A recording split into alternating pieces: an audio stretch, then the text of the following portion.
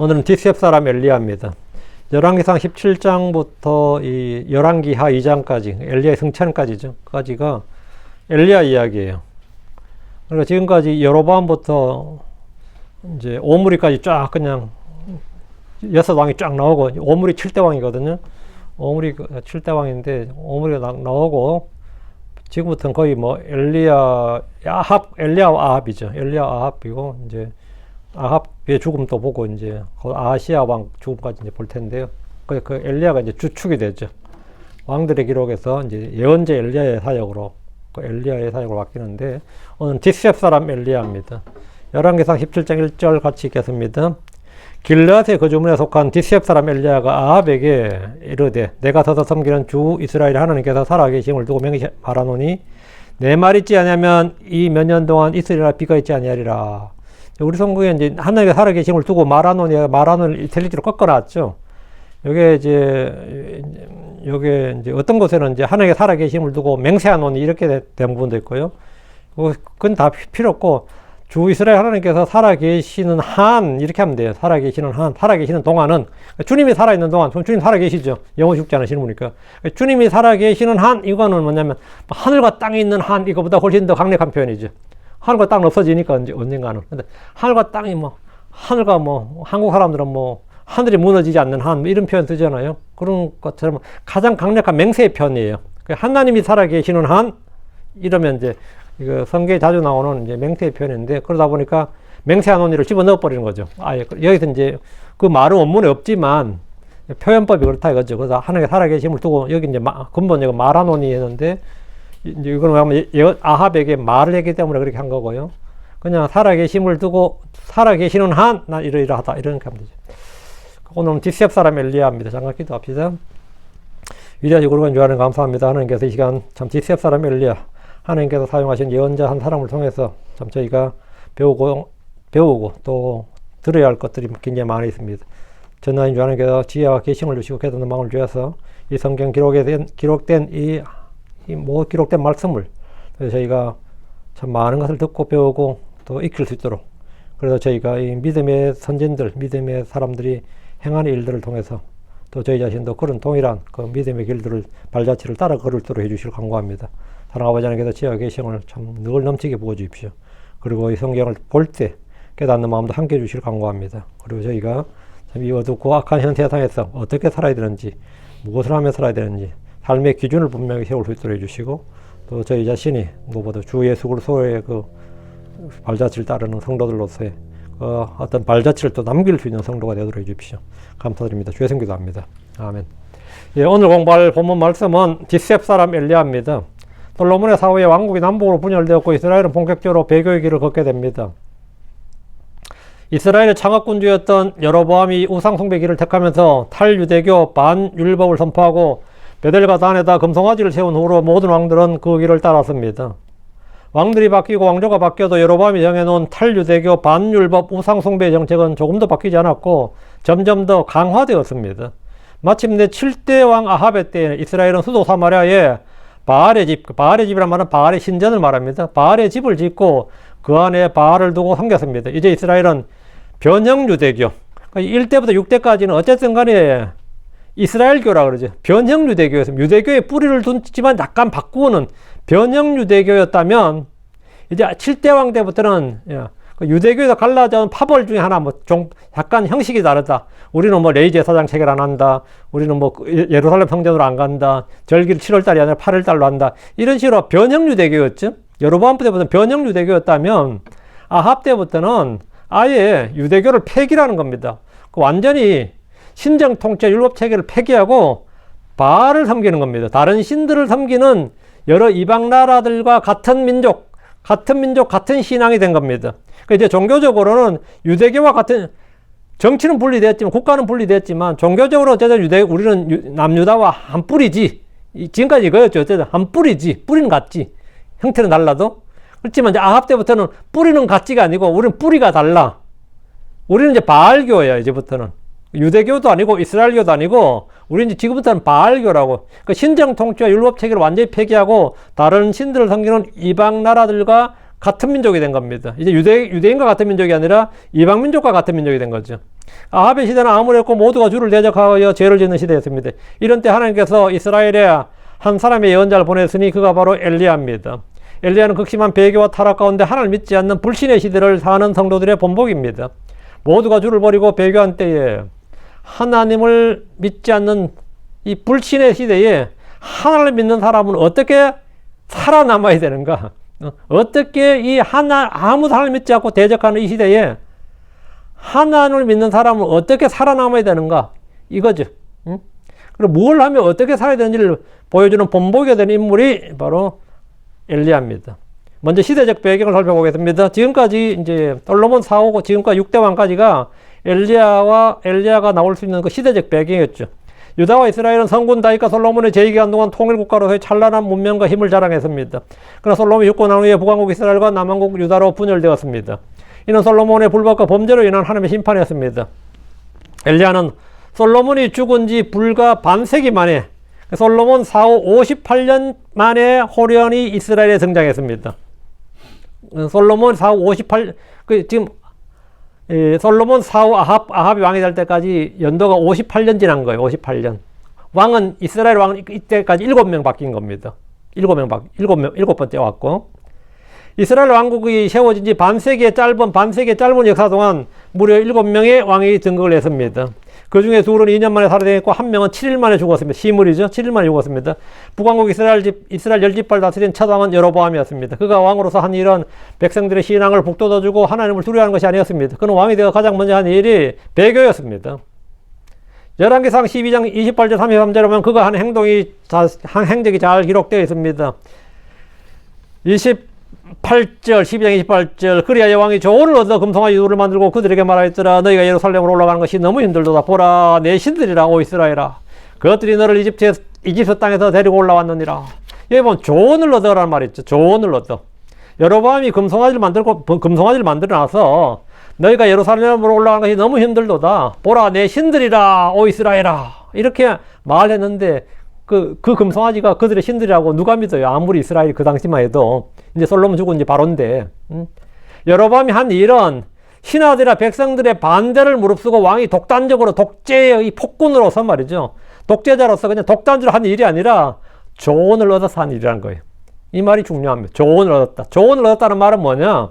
즉, 이 일은 여로보암이 독단적으로 이렇게 한 게 아니라 그 당시 이스라엘을 건국한 그 여로보암을 도와서 여로보암을 왕으로 추대했잖아요. 이스라엘 10지파가 추대를 했는데 그 이스라엘의 장로들이나 이스라엘의 지도층 인사들이 왕에게 이렇게 하자고 조언을 한 겁니다. 조언한 거예요. 그 왕은 내가 한 게 아니라 이게 이스라엘 뜻이었다며. 백성의 뜻이었고 지도자들의 뜻이었다고요. 여로보암 왕이 처음 한 행동은 백성들로 하여금 우상을 숭배하고 하나님의 성전과 제사장 체계를 무너뜨리고 절기 준수를 바꾸는 등 한마디로 모세 율법을 폐기하는 무용지물화시키는 일이었단 말입니다. 배교는 기록된 하나님의 말씀을 무시하고 마음대로 기준을 바꾸는 것. 하나님의 법, 하나님의 말씀의 기준을 바꾸는 것. 그게 뭐냐? 배교입니다. 하나님의 말씀의 기준을, 하나님의 정한 규칙, 하나님의 정한 이걸 바꾸는 거예요. 기록된 하나님의 말씀을 무시하고 편의에 따라서, 우리의 편리에 따라서 바꾸는 거예요. 바꾸는 거예요. 사람이 하나님의 법을, 하나님의 말씀을 바꾸는 거예요. 여로보암은 금송아지를 만들어서 그것들을 자기들을 이집트에서 인도해주는 하나님이라 선포하고 경배했습니다. 하나님을 금송아지로 바꾸는 거였죠.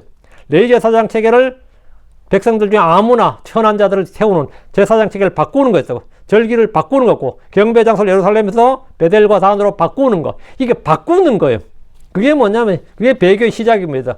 바꾸는 겁니다. 그리고 산당들을 짓고, 레위 아들들이 아닌 자들, 곧 백성 중에서 가장 천한 자들을 제사장으로 삼았습니다. 당연히 제사장을 왕이 이제 자기가 마음대로 임명할 수 있게 된 거죠. 자기 마음에 드는 사람 아무나 임명하면 되는 겁니다. 우리는 여기서 여로보암이 레위 제사장 체계를 완전히 폐지해버린 걸 주목해야 됩니다. 그건 하나님이 부르시지도 세우시지 않는 사람, 하나님이 정하시지 않는 사람들을 제사장에 임명했습니다. 오늘날 하나님의 말씀과 상관없는 사람들이 신학교 졸업장 한 장 달랑 받고 교단의 임명으로 가까이 다른 이유로 강단에 서는 일이 얼마나 많은지 한번 생각해 보십시오. 여기 일하는 분이 제가 인사드렸더니만 자기도 신학교 졸업했다고 그러더라고요. 자기도 사실 목사 안수 받은 사람이라 내가 깜짝 놀랐는데 여기 관련 아저씨가 자기 목사 안수 받았대요. 근데 아이고 그러시냐고. 우리가 이거 뭐 LA에서 뭐 제일 제일 그 비자 받기 위해서 오래 등록해 놓는 게 뭐죠? 신학교하고 한의대예요. 7년, 8년 등록해 놓고, 한 번도 출석 안 하더라도 7년, 8년 등록해 놓고 그냥 계속 학생 비자 유지하는 게 신학교 아니면 한의대예요. 얼마나 많은 사람이 여기 지금 신학교 졸업자인지 모릅니다, 사실. 얼마나 많은 사람이 안 받는지 몰라요. 오늘 하나님의 말씀과 상관없는 사람들이 말이죠. 정말 1년에 졸업생이 몇 명이냐고, 신학교에 몇 개인데요. 졸업생이 대체 몇 명이나 되냐고. 그들은 하나님을 경배하는 것이 아니라 금송아지랑 우상을 하나님으로 경배하는 사람들입니다. 여로보암이 이어 그의 아들 나답이 왕이 되었습니다. 그 아버지 그 아들하고 나답 역시 죄인 중에 둘째가라면 서러워할 사람이었습니다. 열왕기상 15장 26절에 그리고 그가 주의 눈앞에서 악을 행하였고 그의 아버지의 길로 행하며 그가 이스라엘로 죄를 짓게 만든 그의 죄 가운데서 걸었더라. 그의 죄 가운데서 걸었다. 그의 죄 가운데서. 신앙으로 양육해도 믿음을 지키기 어려운 세상에서 집에서 듣고 배운 것이 우상 숭배였고 죄악뿐이라면 거기서 무슨 선한 것을 기대할 수 있겠습니까? 배교는 대를 거듭할수록 점점 심해져 갔습니다. 그 다음 3대 왕이 나답이었습니다. 그 다음 3대 왕은 나답을 죽이고 왕을 찾은 바하사였습니다. 나답이 2대 왕이었고 3대 왕은 나답을 죽이고 왕을 찾은 나라 바하사였는데 그 다음 4대 왕은 바하사의 아들 엘라였습니다. 그는 백성을 전쟁터에서 내보내고 자기 집을 맡은 청지기 집에 가서 술을 마시고 취해 있다가 부하 장군이었던 시므리에게 죽임을 당했습니다. 그러나 그의 군사 정변은 바하사의 성공과 달리 실패한 쿠데타였습니다. 시므리가 음모를 꾸며 왕을 죽였다는 사실이 백성들에게 알려지자 백성들은 군대대장 오므리를 왕으로 삼아버렸습니다. 시므리의 평생에 대한 성계평가는 딱 한 줄입니다. 열왕기상 16장 19절. 이는 그가 주의 눈앞에서 악을 행함으로 그가 범한 죄들과 그가 여로보암의 길로 걸음으로 그가 행한 그의 죄로 말미암아 그가 이스라엘로 죄를 짓게 만들었기 때문이더라. 시므리를 대신해 왕으로 추대된 오므리는 죄를 회개하고 백성들을 하나님께로 돌이키지 않았습니다. 오히려 그는 이전 왕들보다 더 악하게 행했습니다. 이게 뭐 악함의 경쟁이에요. 악함의 경쟁이라고. 열왕기상 16장 25, 26절. 그러나 오므리가 주의 눈앞에서 악을 행하였으며 또 자기보다 앞에 있던 모든 자들보다 더 악하게 행하였더라. 이는 그가 느바세 아들 여로보암의 모든 길로 걸었고 또 그의 죄들로 걸었으니 그는 그 죄들로 이스라엘로 죄를 지게 만들었고 자기 헛된 것들로 주 이스라엘 하나님께 분노를 일으켰더라. 이제 몇 대만 더 가면 자기들도 이제 아는 거죠. 이렇게 몇 대만 더 가면 이제 이스라엘은 완전히 모세의 율법으로부터 벗어날 수 있다. 우리나라는 이제 완전히 하나님을 믿는 나라에서 다른 종교를 바꿀 수 있다. 이 왕들도 이제 이걸 대충 아는 거지. 이제 50년, 60년, 우리는 한 세기가 지나지 않아서 완전히 탈유대교, 탈율법을 할 수 있다 이거죠. 열왕기를 보면 이스라엘의 죄악사를 보는 것 같습니다. 이스라엘의 죄악의 역사예요. 그게 열왕기를 보면 이스라엘의 죄악사, 여로보암부터 아합 때까지 지금 죄악의 역사가 쫙 나오는 겁니다. 역사는 계속해서 돌고 돌며 악순환 연속임을 보여주고 있습니다. 여로보암이 깔아놓은 배교의 철로로 그 후대 왕들과 백성들이 거침없이 달려갔습니다. 그 절정에 달한 것은 오므리 아들이요 이스라엘의 7대 왕인 아합이었습니다. 열왕기상 16장 3절 31절. 그리고 오므리 아들 아합이 자기 전에 있던 모든 사람들보다 더 주의 눈앞에서 악을 행하였더라. 그리고 이런 일이 있었으니 마치 그가 느바세 아들 여로보암의 죄들 가운데서 걷는 것이 가벼운 일인 것처럼. 여로보암은 이제는 뭐 가볍다고. 여로보암은 변형류 대교, 그 이스라엘교를 창시했지만 자기는 그런 계획으로 보지도 않는다 이거죠. 그가 시돈 사람들의 왕 엣바알의 딸 이세벨을 아내로 맞이하였고 나아가 바알을 섬기며 그를 경배하였더라. 완전히 우리는 뭡니까? 바알을 경배했다잖아요. 우리는 바알을 섬기고 바알을 경배했다. 여로보암은 어쨌든 간에 금송아지를 하나님이라 부르며 섬겼다면 나는 금송아지를 하나님이라 부르며 섬기지. 그런 미직적인 그런 거는 생각하지 않는다고. 난 아예 바알 신전을 만들고 바알을 섬기지. 차라리 바알을 섬기고 말지. 뭐 금송아지를 섬기냐고. 우리 아예 대놓고 바알을 섬기자고. 그래서 나가서 뭐 바알을 섬기며 그를 경배했더라. 아합의 시대가 되자 이제 북왕국 이스라엘은 더 이상 하나님을 찾아볼 수 없게 되었습니다. 없게 되었어요. 단과 베델에는 금송아지가 있고 도시마다 산에서 산당들이 있고 수도 사마리아에는 바알의 신전이 있었습니다. 네 제사장들은 모두 끊어졌고 왕이 세운 제사장들이 있었고 바알의 집이 건축되고 도처에 바알의 형상들이 세워지고 바알의 예언자들이 이스라엘 종교계를 완전히 주름잡게 되었습니다. 주류의 교체라 그러죠. 이제 하나님의 예언자들 없고 바알의 예언자들이 이제 이스라엘을 완전히 장악하게 된 겁니다. 주류가 교체된 겁니다. 이스라엘의 하나님은 먼 옛날에 그들의 조상들이 믿었던 전설 같은 이야기고 바알은 살아있는 하나님과 같이 되어버렸습니다. 이스라엘 국가의 근본 정체성이 바뀌어버린 겁니다. 완전한 영적 암흑 시대고 배도의 시대에 하나님의 예언자들은 다 숨어버렸고 성도들 역시 어디에 있는지 알 수 없을 정도였던지라 예언자 엘리야조차도 나밖에 없다고 그랬습니다. 이스라엘에 나밖에 없다고 그랬어요. 그게 하나님이 몇 명 있다고 그랬죠? 바알에 무릎 꿇지 않나 7,000명 있다고 그랬죠. 오늘날 교회에서 이스라엘은 7,000명 있었다, 이거 되게 많이 있었다는 식으로 이야기하는데 엘리야 한 명밖에 없는 줄 아는데 7,000명 있었다가, 그래서 무릎 꿇지 않은 사람이 7,000명 있었다. 7,000명 되게 많은 것 같죠? 이스라엘 10개 지파입니다. 10개 지파에서 7,000명이라면 한 개 지파에 700명밖에 안 됩니다. 그 말은 뭐냐면 작은 교회 하나 수준밖에 안 된다고요. 그 말은 국가에 7,000명이라면요, 대한민국 5천만에 남녀 호랑객교도 10만 명 넘습니다. 대한민국의 남녀 호랑객교 안에 뭐 정산도매도 몇십만 넘어요. 뭐 안상홍 정인회 이건매도 몇십만 명 다 넘어요. 뭐 신천지 이런. 그 말은 뭐냐, 이스라엘의 7,000명이란 말은 소수가 아니라 극소수라서 보이지도 않는다 이 말입니다. 전국에서 7,000명이란 말은 찾으려도 이제 찾아볼 수가 없는 숫자가 7,000명입니다. 엘리야 같은 사람이 찾으려도 찾을 수가 없었던, 하나님 믿는 사람을 찾을 수 없는 숫자가 7,000명. 7,000명이란 말, 한국까지 7,000명이란 말은요, 이단 종교, 작은 종교, 교파도 7,000명, 옴진리교도 7,000명은 돼요. 그 정도 숫자란 겁니다. 그 이스라엘이 완전히, 이스라엘이 어떻게 되는 거죠? 그냥 바알교로 완전히 바뀌어버렸다 이 말입니다. 국가 자체가 바뀌어버린 거예요. 이스라엘에서 하나님의 이름과 그분의 율법은 무시되고 회중들은 하나님 대신에 금송아지를 섬깁니다. 금송아지는 물질과 돈을 숭배하는 현대 자본주의, 배금주의의 상징입니다. 금송아지잖아요. 금송아지, 금이잖아요. 금이 뭐죠? 골드, 돈이잖아요. 이게 뭐냐? 머티리얼이죠. 이게 자본주의, 배금주의죠. 이걸 금송아지 섬기자 다 좋아하죠. 이건 돈을 섬기자는 건데. 자, 본문 보겠습니다. 1절입니다. 그리고 길르앗 거주민들 중에 뒷셉 사람 엘리야가 아합에게 말하였더라. 이스라엘 주 하나님께서 살아계시는 한 내가 그분 앞에 서 있나니 이 여러 해 동안에는 내 말에 이해하지 않고는 이슬도 비도 있지 아니하리라. 엘리야가 탁 아합에 가서 한 말이에요. 이스라엘의 주 하나님께서 살아계시는 한 뭐죠? 이스라엘 주 하나님께서 살아계시는 한, 이 말은 하나님이 살아계시다면, 하나님 죽었다면, 하나님 없다면 뭐 해당사항 없는 거지만, 하나님이 살아계시다면, 살아계시는 한 내가 그분 앞에 서 있나니. 이게 굉장히 중요한 말입니다. 하나님이 살아계시는 한 나는 그분 앞에 서 있다. 니들은 다 바알의 숭배도 나는 뭐죠? 나는 하나님의 신자다. 이거. 나는 하나님을 믿는 백성이다. 하나님의 백성이다. 이거요. 이건 신앙 고백입니다. 이 여러 해 동안에는 내 말에 이해하지 않고, 이 여러 해 동안이 얼마냐면 3년 반이에요.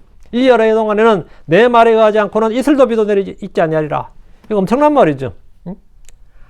아합 왕은 우상 숭배자인 시돈의 바알의 딸과 결혼하고 바알을 섬기는 동안 이세벨은 하나님의 종들을 잡아 죽였습니다. 예, 주류 교체잖아요. 주를 교체해야 되니까 하나님의 종들은 다 종교 박해가 이제 일어나는 거죠. 이제 종교가 바뀌어야 되는데, 종교가 바알교로 바뀌려면 하나님 믿는 사람들은 다 예언자 잡아 죽여야죠. 그러니까 이제 뭐 오바댜 같은 사람이 막 숨겨주고 그런 겁니다. 동굴에 숨기고 한 게 왜 숨기겠어요? 죽이니까 숨기는 거죠. 그 이스라엘 땅에 아예 하나님의 예언자, 하나님의 제사장은 다 죽이라 이거지. 그 왕이 임명한 제사장만 살려두고, 왕이 임명한 제사장이 살려주고, 레위 제사장 죽이고, 그 레위 제사장들은 다 이제 도망가서 남쪽으로 유다로 막 다 도망가야 되는 거고요. 하여튼 하나님의 종을 잡아 죽였어요. 바알의 예언자들이 대거 등용되었고, 이제 북왕국 어디에도 주 하나님의 살아계심을 공개적으로 증언할 사람이 없었습니다. 이제 의식 있는 사람들, 이때 신앙의 사람들은, 야, 우리나라 망했다. 이런 거지. 진짜 나라 망했다. 우리나라 끝났다. 이런 말이 저절로 나오는 시대예요. 나라 망했다. 이때 길르앗 거주민들죠. 길르앗 거주민들. 이게, 이 엘리야는 어느 지파인지 알겠죠? 지파를 정확하게는 안 나오는데, 길르앗 거주민들한 말은 요르단 강을 중심으로 동편이죠. 그게 길르앗이잖아요. 동편이 길르앗이거든요. 길르앗 거주민들하니까, 이 사람은 길르앗 거주민들 중 뒷셉 사람 엘리야가 일어났다. 이랬으니까, 엘리야에 관한 정보는 그가 길르앗 주민이었고, 뒷셉 사람이라는 게 전부입니다. 뒷셉 사람 이 말이 11개 상하에 6번 나오거든. 총 6번 나오는데, 엘리야를 일컫는 말 중에 하나입니다. 길르앗 거주민이라고 하면 요르단 동쪽의 길르앗으로 이 지역의 유명한 사람으로는 암몬족 속을 물리친 사사 입다가 길르앗 사람이죠. 그리고 예언자로 엘리야가 있습니다. 어떤 이들은 엘리사도 길랏 출신이 아니냐 하는데 그의 고향은 아베무홀라인데 요르단강 서쪽입니다. 그러니까 길랏 사람이 아닌 거죠. 엘리야는 요르단강 동쪽이고요. 동쪽이 길랏이에요. 성경은 엘리야가 어느 지파인지 부모가 누구인지 그의 아내나 자식들이나 그의 나이에 대해서는 언급하지 않는데 그냥 길랏 사람 하면 입다처럼 그냥 길랏 사람 그쪽이구나 이렇게 아는 거죠. 본문에 엘리야가 아합에게 말했다고 하는데 그가 아합에게 말하기 전에 한 일은 기록이 안 돼 있는데 그거는 신약에 기록되어 있어요. 아합에게 지금 1절에 아합에게 왔잖아요. 아합에 왔는데 아합에게 하나님이 살아계시는 한 주 이스라엘 주 하나님께서 살아계시는 한 내 말이 하지 아니하고는 이슬도 비도 있지 아니하리라. 몇 해 동안 이슬과 비도 있지 아니하리라. 이 말을 하기 전에 사역을 하기 전에 먼저 한 일이 있었다고. 먼저 한 일이 뭐냐? 그는 아합에게 달려가서 엄중한 하나님의 심판의 경고를 하기 전에 한 일이 뭐냐? 기도였습니다. 엘리야가 하는 일은 주님께 이 문제를 의뢰하고 기도하는 것이었습니다. 엘리야는 배교한 시대에 사악한 위정자들과 종교 지도자들과 싸우기에 역부족인 자신을 주님의 능력과 지혜로 채운 일에 온 힘을 기울였습니다. 야고보 사도는 엘리야가 간절히 기도했다. 우리가 성대기 같은 사람이지만 간절히 기도했더니 3년 만에 비가 내리지 않았대죠. 간절히 기도하고 나서 그것을 주님의 말씀을 받아서 아합에게 간 거예요. 그리고 이 17장 1절이 나온 거라고요. 간절히 기도했다고 증언합니다. 이러한 간절한 기도가 효력을 발휘하기 위해서는 반드시 기록된 하나님의 말씀에 의지해야 됩니다. 잠언 28장 9절에 율법을 듣는 데서 그의 길을 돌이키는 자는 심지어 그의 기도조차도 가증한 것이 되리라 합니다.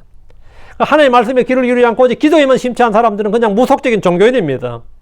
마음 가운데 하나님의 말씀이 없는 사람은 기도 응답을 기대하기 어렵습니다. 주님은 말씀하시기를 요한일서 5장 14, 15절에 그런즉 이것이 우리가 그분 안에 가진 확신이니 즉 우리가 그분의 뜻대로 어떤 것이든 구하면 그분의 뜻대로 구한다는 것은 그냥 말씀대로 구하면 이 말이죠. 우리가 그분의 뜻대로 어떤 것이든지 구하면 그분께서 우리를 들으신다는 것이라 또 그분께서 우리를 들으시는 줄 우리가 알면 우리가 무엇을 구하든지 우리가 그분께 바라는 청원들을 얻는 줄도 아느니라. 엘리야는 영적인 암흑기에 하나님의 뜻을 찾았고 그것을 위해 기도했습니다.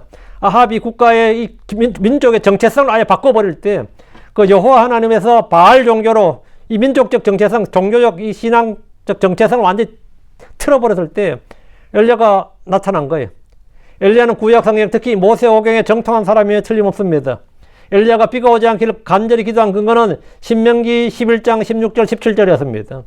신명기 11장 16절 17절 너희는 스스로 조심할지니 너희 마음이 속지 않도록 하고 또 너희가 돌이켜 다른 신들을 섬기며 그들을 경배하지 않게 할지니라.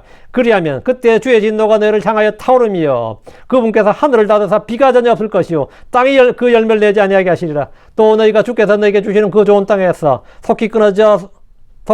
그 좋은 땅에서 끊어져 속히 멸망하지 않도록 할지니라. 하늘을 닫으사 비가 전혀 없을 것이요.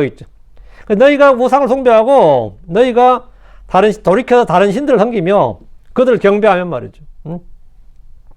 그냥 변형 유대교가 아니라 아예 하나님에서 바알로 그냥 바꿔버렸잖아요. 이렇게 다른 신들을 섬기며 그들을 경배하면 어떻게 되느냐? 주의 진노가 타올라서 그분께서 하늘을 닫아서 비가 전혀 없을 것이다. 이 말씀 엘리야가 무엇을 어떻게 구해야 할지를 분명하게 가르쳐 준 말씀이었습니다. 그래서 엘리야는 뭘 기도했어요? 우리가 성제 같은 엘리야가 뭘 기도했다고요? 지금 이스라엘이 아합이 왕이 되면서 완전히 이렇게 다른 신들을 섬기게 됐는데 그럼 하나님 말씀대로 율법이 있는 대로 하늘을 닫아서 비를 내리지 않게 하옵소서 이렇게 기도한 거예요. 엘리야가. 이것이 기도응답이 된 거라고. 그 엘리야는 이제 내가 하늘에서 비가 내리지 않도록 기도해야겠다 해서 하나님께 기도를 한 거죠. 엘리야가 무엇을 어떻게 구해야 되는지를 분명하게 가르쳐 준 말씀이 바로 이겁니다. 엘리야는 이 말씀에 따라 하늘에서 비가 전혀 오지 않기를 간절히 구했습니다. 우리는 참된 기도가 어떤 것인지를 배웁니다. 참된 기도란 하나님의 말씀에 근거한 기도고 그 뜻에 따라 믿음으로 간절히 구하는 겁니다. 말씀대로 행하시옵소서라고 매달리는 기도. 이것이 참된 기도고 바른 기도, 믿음의 기도. 이게 성령에서 하는 기도입니다. 길라세 디셋 사람 엘리야는 기도하면서 하나님의 응답을 확신했고 아합 왕에게 가서 주의 심판을 선포했던 겁니다. 이제 내 말에 의하지 않냐고는 이 말은 뭐죠? 엘리야 지금 요술사야 마술사야 아니면 초능력이야 뭔데 내 말에 의하지 않냐고는 그래요. 하나님의 기도 응답을 받은 거죠. 말씀대로 이루신다 이거죠. 신명기 11장 16절 17절 된다 이거예요. 이 불신과 배교 시대에 악한 현 세상에서 우리가 할 일은 말씀을 찾고 기록된 말씀을 찾아서 기도하는 겁니다. 영적 타락과 흑암의 시대에 성도들이 해야 할 일은 먼저 기도하는 겁니다. 여러분 지금 뭘 합니까? 죄에 대한 각성이 있습니까? 배교에 대한 의로운 분노가 일어납니까? 이 문제를 하나님 앞에 들고 나가서 기도하고 있습니까? 성경을 조롱하고 교회를 조롱하고 살아계신 하나님을 비웃는 이 시대에 성도들이 할 수 있는 가장 중요한 일, 먼저 해야 될 일은 조용히 하나님께 나가서 기도하는 겁니다. 기도하는 일입니다. 다시 1절. 그리고 길앗 거주민들 속에 속한 디셉 사람 엘리야가 아합에게 말하였더라.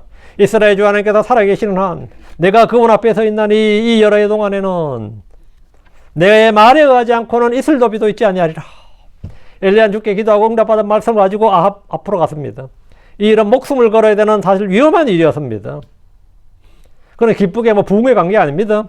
초청받은 강사가 아니에요. 그는 이스라엘에 비가 오지 않는 것이 기후변화나 자연현상이나 단순한 재앙이 아니라 그들이 향한 죄에 대한 하나님의 심판이라는 사실을 알려야 했던 겁니다. 그러면 엘리야가 선포하고 나서 그 해부터 비가 안 오는 거예요. 모세가 바로 앞에 서서 하늘을 증언했듯이 예수께서 헤롯과 빌라도 앞에 섰듯이 바울이 총독 벨릭스 앞에 서야 했던 것처럼 엘리야는 아합 왕 앞에서 하나님을 증언해야 했습니다. 무서운 가문과 그들의 죄들이 연관되어 있다는 사실을 알려주기 위해서 그는 아합 앞에 선 겁니다. 이것은 결코 쉬운 일이 아니었습니다. 아합에게 목숨을 잃어버릴 수 있는 일이고 감옥에 갈 수도 있는 일이었습니다. 세상에 주의 말씀을 선포하고 증언하는 일은 늘 은혜로운 일이 아닙니다. 이런 왕의 진노와 심판을 받아서 죽음을 초래할 수 있는 무서운 일이었습니다. 내가 기도한 결과가 나에게 죽음이 올 수 있다면 물러설 사람들이 많을 겁니다. 그러나 잠언 18장 1절 말씀처럼 그러나 의로운 자들은 사자같이 담대하니라. 이 말씀같이 하나님과 함께하는 의인은 어려움과 환난 가운데서도 당하거나 꺾이는 법이 없습니다.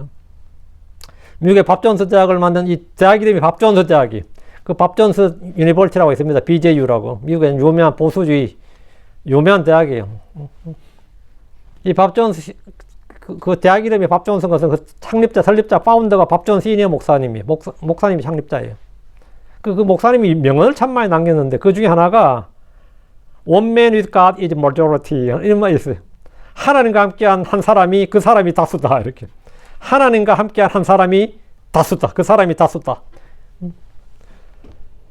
하나님과 함께한 사람. 그러니까 엘리야가 다수였다 이 말이에요. 엘리야가 한 사람이고 아합의 모든 예언자 바알의 예언자들 다 다수고 그럼 누가 다수였냐면 엘리야가 다수고 엘리사가 시리아의 모든 군대보다 다수였다고요. 하나님과 함께한 한 사람이 다수다요. 하나님과 함께 있는 엘리야 한 사람이 아합의 왕국에 있는 모든 군대와 백성과 제사장들보다 다수였다고. 그런 사자같이 담대하게 그 앞에서 다가올 하나님과 하나님의 심판에서 경고했습니다. 10편 3편 6절에 1만의 사람들이 나를 대적하여 에워싸도 내가 그들을 무서워하지 아니하리라. 10편 27편 3절에 비록 군대가 나를 대적하여 진을 칠지라도 내 마음이 두려워하지 아니하리라. 비록 전쟁이 나를 대적하여 일어날지라도 이것을 내가 확신하리로다. 배교시대의 성도들이 할 수 있는 일은 바로 하나님의 심판에 대하여 증언하는 겁니다. 이 세상이 불타고 퍼지는 것과 믿지 않는 혼들은 예외 없이 지옥에서 영원 뭉토록 고통받는다는 사실을 우리는 가감없이 슈거코팅이라고 그러죠. 입 빨린 소리 하지 않고 있는 그대로 그냥 전하는 겁니다. 네가 죽어서 지옥 간다. 지옥불에 불탄다. 이렇게. 그것은 그 사람의 기분을 상하게 하고 열받게 한 것이 틀림없고 잘못하다 싸움 날 수도 있고 요즘같이 혐오 발언이니 증오 발언이 얘가 신고하면 감옥 갈 수도 있는 일이에요. 근데 그것이 우리가 해야 될 일이다 이 말입니다. 그 일이 비록 유쾌하고 즐겁지 않지만 때로 나에게 어려움과 고통을 가져다 준다 할지라도 흔들리거나 포기하지 않고 사자처럼 담대하게 일어나서 전해야 됩니다. 이렇게 이제 지옥 간다. 이 땅은 심판받는다. 이렇게 하면 이건 저주의 발언, 혐오 발언이 되는 거죠. 이런 놈들 다 이런 놈들은 차별금지법으로 처벌하자. 이렇게 입법 정원하니까 많은 또 크리스천 국회의원들조차도 찬성하잖아요. 처벌하자고. 또 많은 목사들조차도 그렇게 하자고. 왜? 자기들 어차피 안 할 거니까. 지금도 안 하고 있는데 그렇게 하는 놈이라도 좀 잡아서 못하게 하자고 그 법을 계속해서 입대하는데 이번엔 통과될 겁니다. 한국도. 근데 크리스천들이 또 그런 정당에서 표 던지는 거 보면 되게 웃기죠. 그죠? 등신이 진짜 아까도 이야기했지만 사람 그렇게 이성적이지 않습니다. 논리적이지도 않고 이성적이지도 않아요. 별로. 엘리야는 상대가 한 나라를 다스리는 왕이라 할지라도 주님께 받은 말씀이 있다면 담대히 전했습니다. 지금까지 하나님은 죄에 대한 인류의 타락에 대해서, 죄에 대해서 인류의 타락에 의해서 어떻게 심판에 오셨는지를 우리는 분명히 가르쳐 줘야 됩니다. 노아 홍수나 소돔과 고모라 같은 사건은 다가올 미래의 심판의 그림자라는 사실을 외쳐야 됩니다. 마지막 날들에 살고 있는 성도가 할 일은 주님의 말씀을 증언하는 것이고 그들의 종말, 그들의 끝을 선언하는 겁니다. 다가올 심판과 지옥에 대한 경고를 담대하게 증언하고 외치는 것, 그것이 바로 이 악한 현 세상에서 성도가 해야 될 일입니다. 그것이 바로 여러분의 잡입니다. It's your job이에요. 내가 주님 제가 뭘 해야 될까요? 그게 여러분 지금 해야 될 일이야. 그게 지금 여러분의 잡이라고요. 그것이 우리의 잡이라고요. 1절 다시 1절 그리고 길러 거주민들 중에 속한 디셉 사람 엘리야가 이렇게 말하였더라. 엘리야가 아합에게 말하였더라. 이스라엘 주 하나님께서 살아계시는 한 내가 그분 앞에 서 있나니 이 여러 해 동안은 내 말에 의하지 않고는 있을 도비도 있지 아니하리라. 엘리야는 이름 그 자체가 뭐 엘리야죠. 야가 주거든. 우리 할렐루야. 야가 뭐 주의 이름이에요. 주. 엘리 할 때 그게 뭐 하나님이에요. 엘로힘, 뭐 엘리야, 엘리사, 요엘, 성경에 L자 있죠. 그것도 하나님이에요. 그게 하나님 두 개 들어가죠. 이름 그 자체가 뭐냐면 나의 하나님은 주시다. 엘리야가 나의 하나님은 주시다. 그는 이름에 걸맞는 삶을 살았습니다. 엘리야는 아주 짧은 한마디에는 매우 많은 영적 진리들이 선포되어 있습니다. 자, 보세요. 1절에 이스라엘의 주 하나님께서 살아계시는 한 as long as 주님이 살아계시는 동안은 말이에요. 이스라엘 주 하나님께서 살아계시는 한 내가 그분 앞에 서 있나니 나는 그분 앞에 서 있다고. 이 말은 자신의 믿음을 선포한 겁니다. 이 흠정력은 이게 좀 많이 의역을 넘어서 오역이 되는 것 같고요. 내가 서서 섬기는 하나님 뭐 이래 있는데 섬기는 그런 말은 성경에 없고요. 거기 본문에. 그 이스라엘 주 하나님께서 살아계시는 한 내가 그분 앞에 서 있나니 이 말은 자신의 믿음을 선포한 겁니다. 왕을 비롯해서 온 이스라엘이 모두 주를 버려도 나는 하나님을 섬긴다는 겁니다. 하나님 살아계시는 한 나는 하나님을 섬긴다고. 하나님 죽으면 나도 하나님 안 섬기고 하나님 살아계시는 것하고 내가 주님을 섬기는 것은 뭐다? 연동되어 있다고요. 연결되어 있다 이거예요. 하나님 살아계시는 한 내가 그분 앞에 서 있나니 난 하나님 앞에 서 있다 이거. 하나님 앞에 서 있다. 왕을 비롯해서 온 이스라엘이 온 세상이 다 배교를 하고 다 믿음을 버려도 나는 하나님 앞에 서 있다. 난 하나님을 섬긴다. 이것은 요수아가 나와 내 집으로 말하건대 라고 한 고백과 같습니다. 요수아서 24장 15절에 그리고 만일 주를 섬기는 것이 너에게 악하게 보이거든 너희 조상들이 강 저편에서 섬겼던 신들이든지 혹은 너희가 거주하는 땅에 아모리 족속의 신들이든지 간에 너희가 섬길 자를 이날 너희를 위하여 택하라. 그러나 나와 내 집으로 말하건대 우리는 주를 섬기겠노라. 나와 내 집으로 말하건대 그러나 나와 내 집으로 말하건대 우리는 주를 섬기겠노라. 너희들 다 주를 안 섬기더라도 뭐 아모리 족속의 신을 섬기든 강저편 유프라세상 저편 조상들의 신을 섬기든 간에 그러나 나와 내 집으로 말하건대 우리는 주를 섬기겠노라. 이거하고 지금 엘리야의 말하고는 맥이 통하죠. 우리는 언제나 누구 앞에서나 내가 믿고 섬기는 하나님을 선포해야 됩니다. 주를 부끄러워하는 사람, 복음을 부끄러워하는 사람들은 자신의 믿음을 선포하지 않고 숨기고 맙니다. 평소에는 믿음을 발휘하다가도 복음으로 인해 어려움이 닥칠 것 같으면 자신의 믿음을 숨깁니다. 저한테 뭐 고백한 여러 목사 중에 하나가 저도 킹제임스 성경을 좋아하고 사용하지만 저는 오바자처럼 살겠습니다. 이런 사람이 있어요. 내가 킹제임스 성경을 믿는다는 말 안 하고 그냥 그걸 가지고 그냥 가르치긴 하는데 그냥 계획성적으로 교회 앞에서 하면서 킹제임스 성경을 참고해서 이렇게 바른 진리를 가르치겠다고. 나는 오바자처럼 살겠다. 그런 분들이 있어요. 오바자를 존중하는 사람들 되게 많아요. 난 엘리야처럼 못 살아도 오바자처럼 살겠다 뭐 이런 거 있죠. 나는 복을 부끄러워한다. 그러나 복을 부끄러워하진 않지만 담대히 선포하지 못한다. 이런 신사참배를 강조하던 일제시대 때나 전쟁 때 공산당 앞에서 그런 것만이 아닙니다. 우리도 직장에서나 뭐 상사들이나 동료들 앞에서 내가 섬기는 하나님을 외치는 대신에 나는 하나님을 섬긴다. 나는 뭐 바이블 빌리버다. 이걸 못하고 은근히 그냥 숨기거나 타협해버립니다.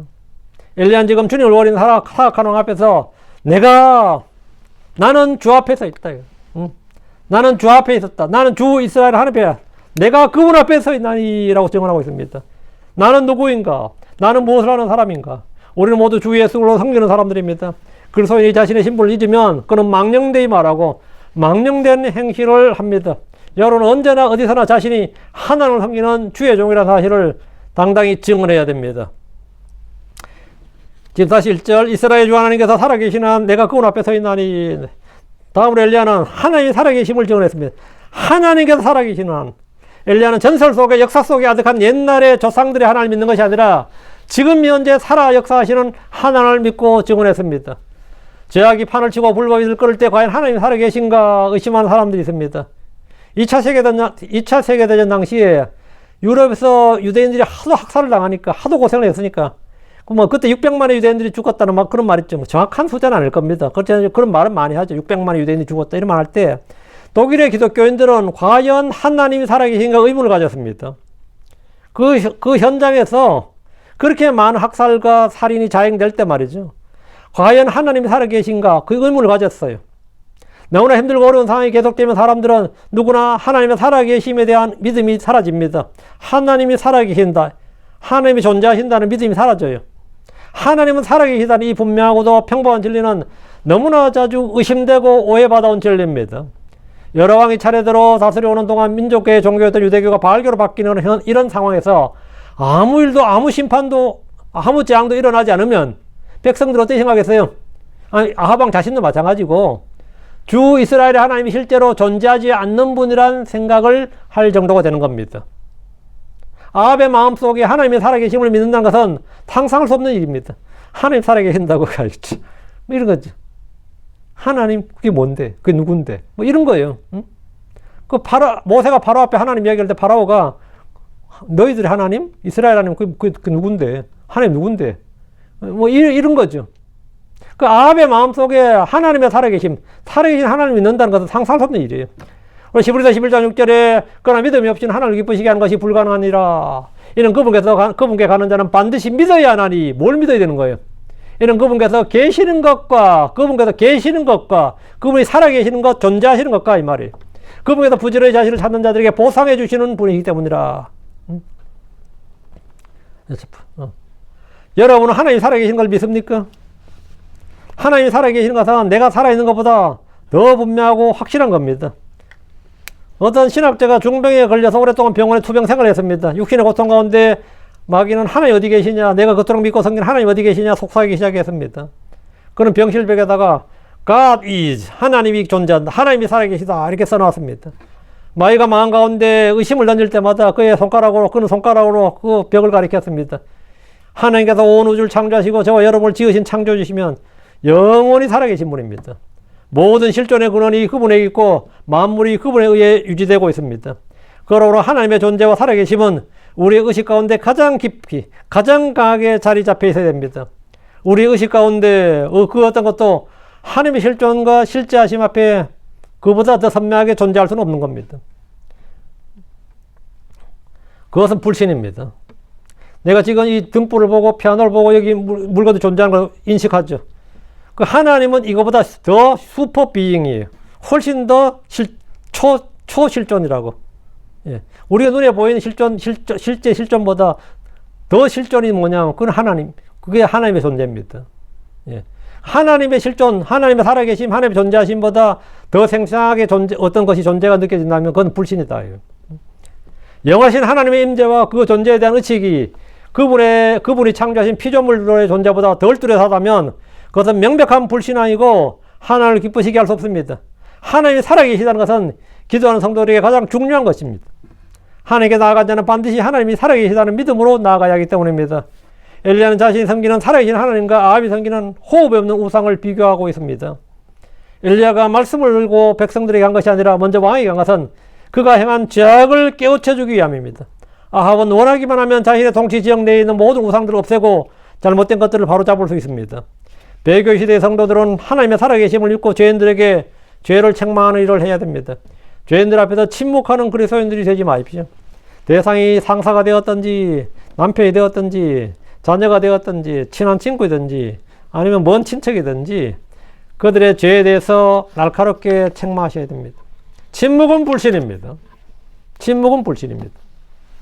배교들 앞에서 뒤로 물러서지 마십시오. 그들에게 하나님의 살아계심을 증언하십시오. 그것이 배교 시대의 성도들이 해야 될 일입니다. 바로 우리가 해야 될 우리의 잡입니다.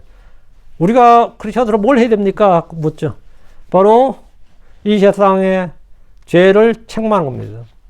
세상의 죄를 책망하는 겁니다. 예수를 증언하는 겁니다. 그것이 우리가 해야 될 잡이에요.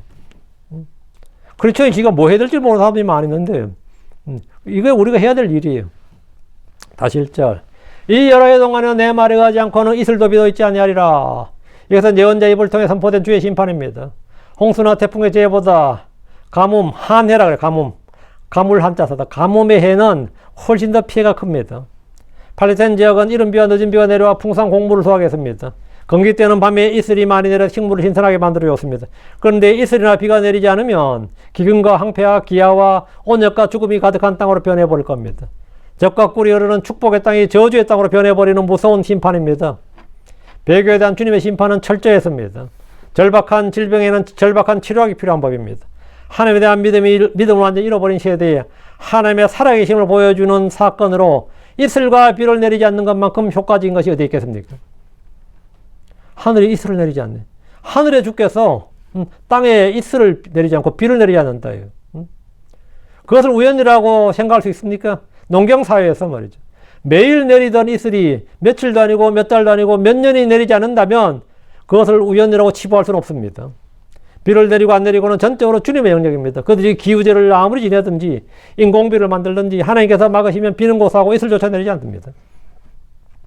욥기 28장 26절.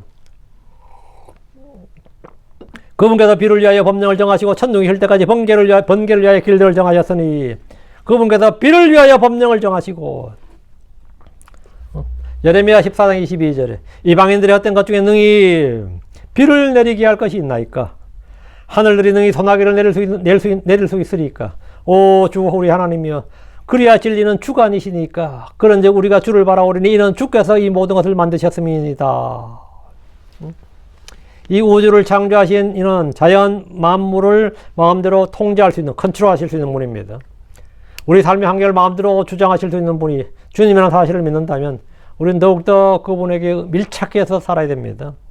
누군가 여러분에게 다가와서 내 말이 있지 않으면 몇 년 동안 수입이 없으리라 하면 어떨 것 같아요? 내 말이 있지 않으면 몇 년 동안 네가 수입이 없으리라 하면 여러분의 마음이 어떻게 해서 이건 정말 헛소리 한다고 치부할 수 있고, 첫 번째는 야 신경 꺼져 미친놈이야 하고 그게 한 가지고, 다음 뭐죠? 이게 죽으려고 작정했나 이렇게 할 수 있죠. 대적할 수 있죠. 그래서 진짜 만에 하나 있을 수 있는 사람이 뭡니까? 내 죄가 뭐지? 그럼 어떻게 하면 내가 수입이 생기죠? 이렇게 반응할 사람은 몇 명이 됐겠어요? 일을 해도 돈을 못 벌고 받으면 사고로 날아가 버리고 모아두면 목돈 쓸 일이 생기고 그렇게 해도 깨닫지 못하면 병으로 다스려도 죽을 겁니다. 여러분에게 페이먼을 내야 되는 일이 내는 일에 계속 허덕이게 하시던가 뱅크럽시를 부르게 만들어서 주님을 다시 찾게 할 수 있다면 사실 주님이 그렇게 해주는 것은 은혜입니다. 여러분이 병실에 가서 주님을 찾든지 파산해서 주님을 찾든지 이런저런 일로 그래서 주님을 다시 부르고 찾을 수 있게 된다면, 주님을 찾고 구하고 부를 수 있게 된다면 그건 그렇게 해주시길 바랍니다. 어떤 분은 엄청나게 돈을 벌었다가 사기를 감옥에 들어간 후에야 신앙을 회복했습니다. 하여튼 유명한 진짜 저희 시대 때 되게 유명한 가수인데 지금 목사님 됐더라고요. 워낙 판을 많이 내 돈 잘 벌다가 사업 벌려다 망해가지고 감옥 가서 구원받아가지고 인생 바뀌어버렸던 거 보니까. 그건 복된 일이지. 어떤 이는 벌어놓은 돈 병원에 다 날린 후에 정신을 차렸습니다. 몇 번의 악을 행하고 죄를 지어도 아무렇지도 않게 지나갈 때 마치 하나님이 없는 것처럼 생각하는 사람들이 있습니다. 신앙생활 잘하는 사람이나 대충 하는 사람이나 별반 차이가 없다고 생각하는 사람도 있고, 신자나 불신자나 아무런 차이가 없다고 생각하는 사람도 있습니다. 한두 번 예배에 빠진 것도 별 문제가 되지 않을 수도 있습니다.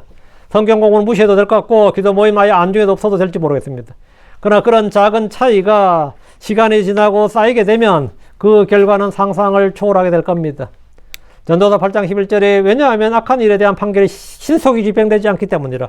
그러므로 사람들의 아들들의 마음이 악을 향하려고 그들의 속에서 완전히 정해졌도다.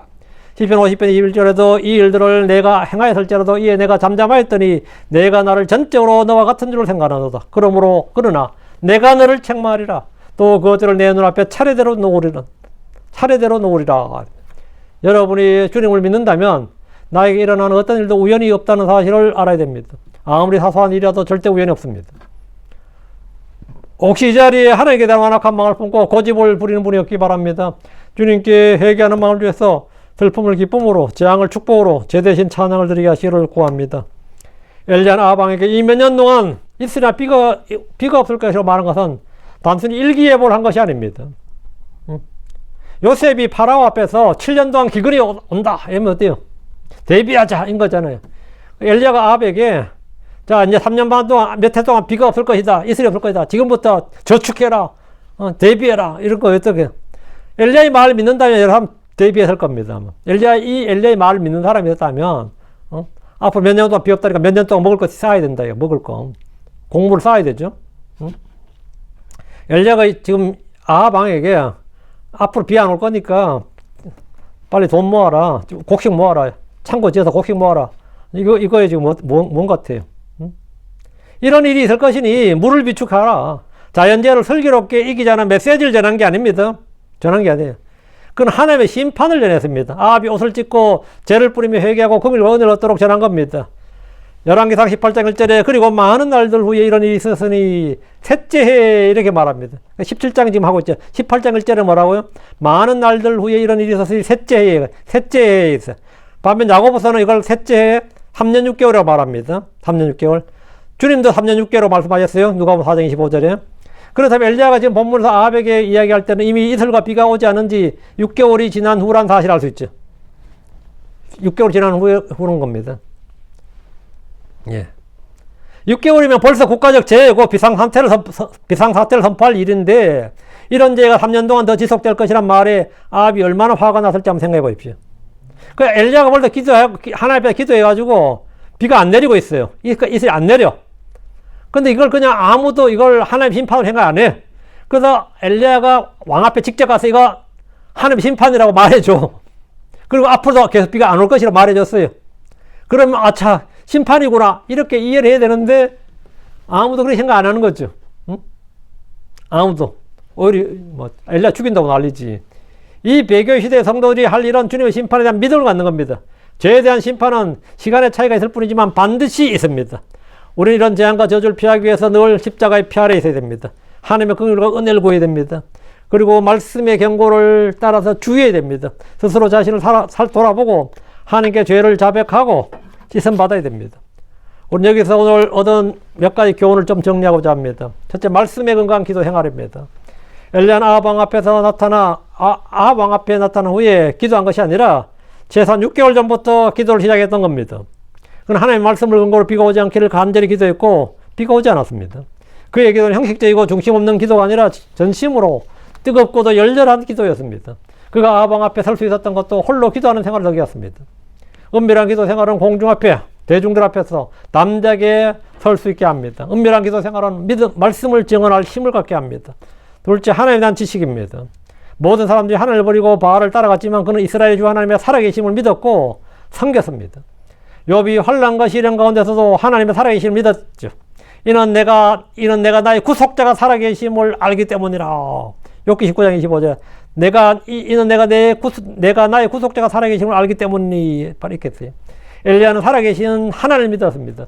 하나님의 살아계심을 믿는 믿음이 내 안에 있다면 다른 사람들의 불신과 시대의 조류가 내 안에 밀려들 수가 없습니다. 하나님을 아는 사람은 강합니다. 그리고 그 사람은 공적을 세울 수 있습니다. 다니엘 11장 32절에 그리고 그 언약을 대적하여 사악하게 행하는 자들을 그가 아첨하는 말들로 부패시키리라. 그러나 자기 하나님을 아는 백성은 강하여 공적들을 세우리라. 그러나 자기 하나님을 아는 백성은 강하여 그 언약을 대적하고 사악하게 행하는 자들이 아첨함에 말들을 막 부패시키는데 그러나 하나님을 아는 백성은 강하여 그 세상에 부패하고 배교하고 타락하고 별짓 다 해도 그러나 자기 하나님을 아는 백성은 강하여 공적들을 세우리라. 이건 세상 공적이 아니라 하나님 앞에서 자신을 채운다 이 말이에요. 하나님을 아는 엘리야는 주와 그분의 살아계신 그분의 심판을 선포함으로 정말 성경 역사에 이스라엘 역사의 길이 남는 예언자가 됐고 공적을 세웠어요. 그리고 지금도 예언자의 대표하면 누굽니까? 모세와 엘리야지. 모세와 엘리야. 그 이스라엘 사람들 크리스천인데 누구한테 물어봐도 예언자 많았지. 그러나 대표적으로 딱 2명 꼽으라면 당연히 자동으로 나온 게 누구냐? 모세와 엘리야예요. 응? 모세. 공적을 세웠다고. 역사에 남는 공적을 세웠습니다. 셋째, 하나님의 임재에 대한 의식입니다. 엘리야는 아합 왕 앞에 서 있었지만 그 순간에 나는 당신 앞에 왕 앞에 서 있나니가 아니라 난 하나님 앞에 서 있나니 했어요. 왕 앞에 서서 난 네 앞에 있다고 그러지 않고 나는 누구 앞에 있다고요? 하나님 앞에 있다고요. 이건 고넬료도 마찬가지였습니다. 주의 말씀을 들고 베드로 앞에 있는데 우리는 뭐라고? 주의 말씀을 듣기 위해서 누구 앞에 있다고? 하나님 앞에 있다고요. 이게 임재의식이죠. 지금 1절에 이스라엘 주 하나님께서 살아계시는 한 내가 그분 앞에 서 있나니 이렇게 말합니다.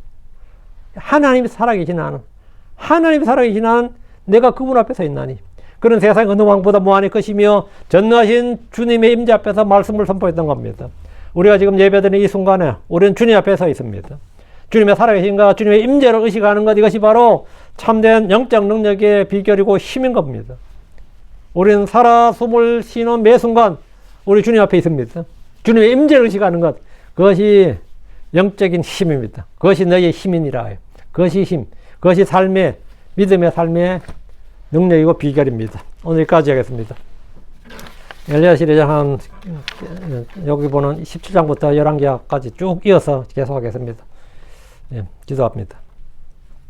위대하고 거룩한 주 하나님 감사합니다. 하나님께서 전해주셔서 주의 말씀을 선포했습니다. 선포된 모든 말씀들이 성도들의 귀에 마음에 잘 전달되게 해주시고 듣는 모든 혼들이 저희도 이 정말 엘리야의 영을 가진 침례자 요한처럼 저희도 똑같은 동일한 영을 지니게 하여 주시고 참 주님 앞에서 신실하고 뜨거운 영을 소유하게 하시고 저희 마음이 불타오르게 하여 주시옵소서.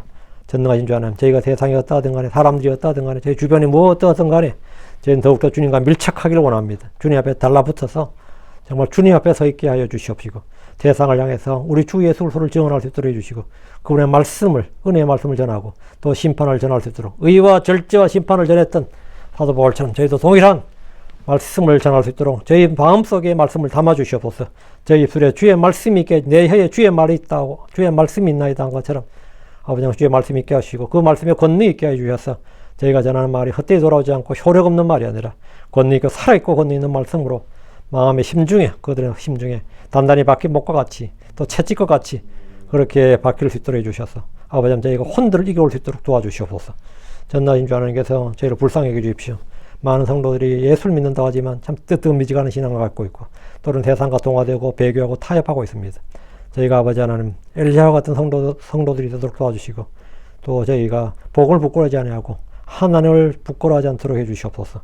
주 하나님께서 은혜와 복을 주시고 힘을 더하여 주시고 또 아버지 늘 성령을 충만케 해주시고 위로부터 신선한 기름으로 기름 부어 주시옵소서. 저희가 이 악한 현 세상에서 참으로 모두가 참 주님을 떠나고 좀 주님을 모욕하는 시대에 산다 할지라도 저희는 주님 앞에서 주의 살아계심을 묻고 주를 찾는 자들을 또 주를 기쁘게 하는 자는 증거를 얻고 또 보상해 주시는 분을 믿는 그런 믿음으로 살도록 도와주십시오. 아버지 하나님 계속해서 말씀의 은혜를 더 풍성하게 부어주시기를 간구합니다. 듣는 모든 분들에게 은혜를 더해 주십시오. 감사드립니다. 주의 성기도합니다. 아멘.